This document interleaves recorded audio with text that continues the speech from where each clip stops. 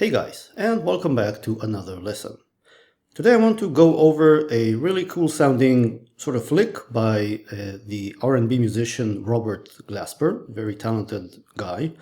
And I'm going to first show you how to play the lick, and then we're going to talk a little bit about the underlying theory and ideas behind it. So let's start with just copying the idea or lick itself, which is really the best way to sort of get into something new. So it's a succession of chords. The first can be thought of as an E flat major chord, and you have a bass of G over here, then an F, B flat, and E flat. And now we're going to plane it. We're going to move it up by 2 semitones. So this turns into this. And this is an F major chord. And again, a G major chord. And this resolves into a C major 9. Now, some of you might not have the spread in the left hand to play this. Depends on how big or small your hand is. If you can't really stretch all the way from a C all the way up to an E over here, you can just play a double bass.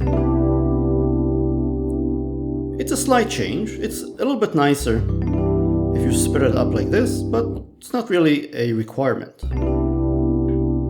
And then finally, you play an F major 11th chord. Sorry, an F minor 11th chord.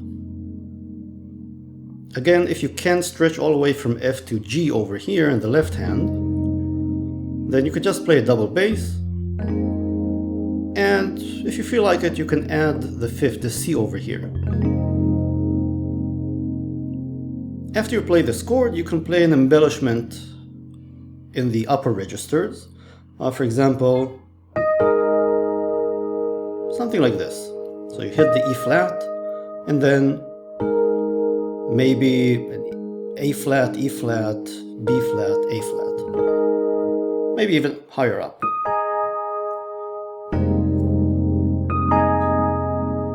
And then this just repeats.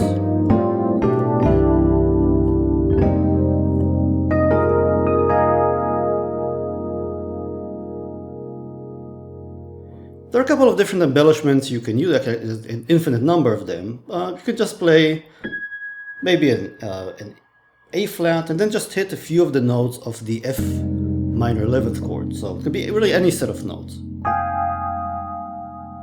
Just really pick any of these. Really pick any of these set of F, G, A flat, B, C, and E flat. Right? I can just randomly do something like this.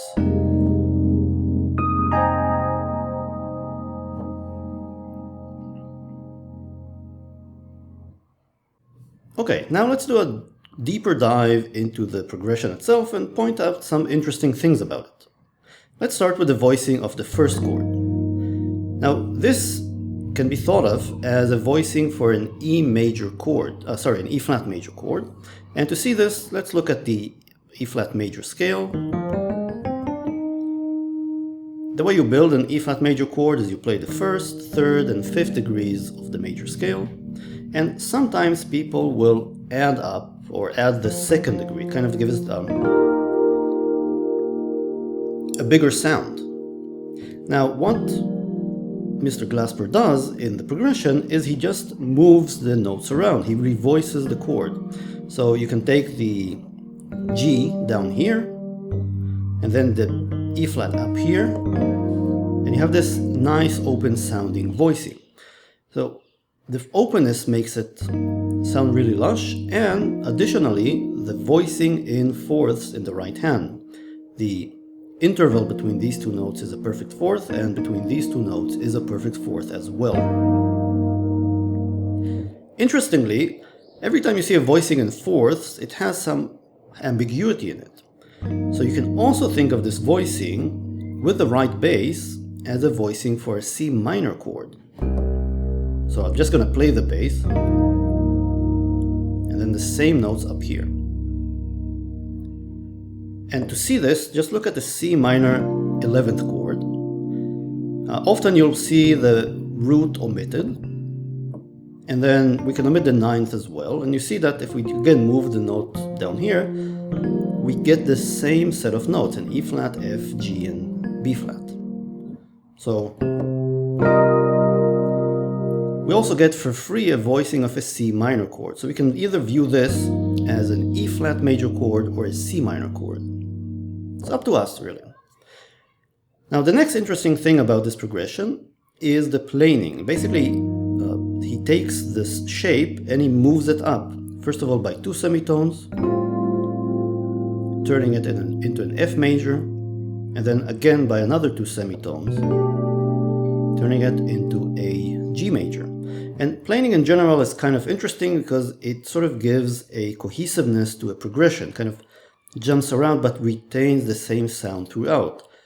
And planing is really kind of at the core of a lot of, well, I won't say a lot, but certainly certain parts of modern R&B voicing. Right? You can take a shape like this, like this shape that we've played, and you can just move it around. It doesn't have to be by 2 semitones. So let's say we have a C major chord, and then going to a D major, to an E major, and then to an A minor,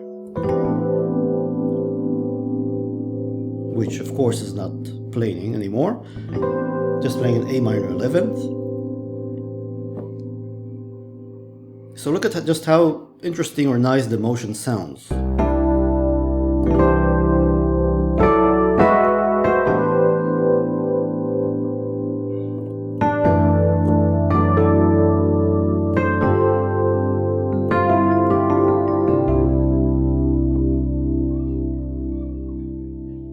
You don't have to use this particular shape when you plane.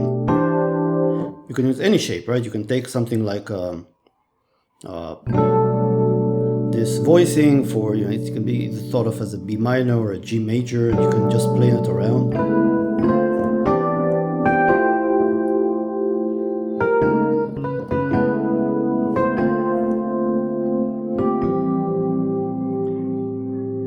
So all I'm doing is I'm moving this basic shape around, and it really gives off a kind of a very nice sounding progression.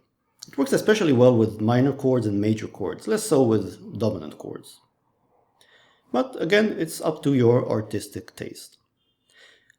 Next thing I want to point out is this voicing of the C minor 9th chord. Now, just look at the left hand and look at how I spread the voicing. It's basically a C major chord. If I were just to play a C major chord, it would sound too muddy. But once I take this 3rd degree and move it up an octave, I open up the voicing and I can play it down here as well. Of course, it sounds good as I move up.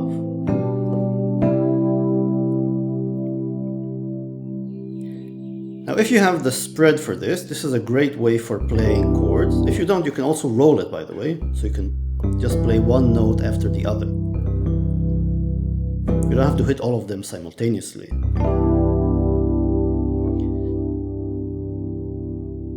Now, honestly, I personally cannot stretch for some chord. Let's say a D flat major. I can't, I can take this 3rd note, move it up an octave. That's beyond my physical stretching capabilities. Some players with big hands can do this, and this is really honestly an amazing capability. You can work on your stretching by practicing, but the nice thing about this is that you have kind of the basic structure of the major chord covered by the left hand, and then you can just play extensions, higher degrees, altered higher degrees, and so on in the right hand. So, here I can play, let's say, I can play the 9th and the 7th maybe.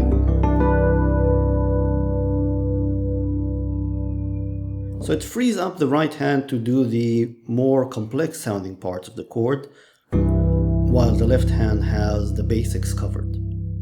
It also sounds fuller than just playing a double bass.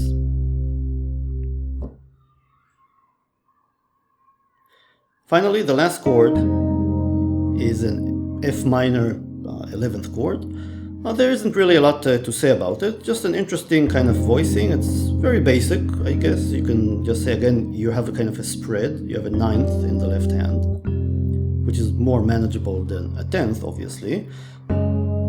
And again, it's kind of good to get your hand used to these kind of spreads. I think this is more doable for a lot of people, even if you cannot do it initially. It's just a matter of practicing. And again, it lets you, or opens up the right hand to cover the more advanced parts of the chord playing, like playing the 11th degree, 9th degree, playing clusters maybe, and so on. So there you have it, a cool sounding lick with some ideas to play around with.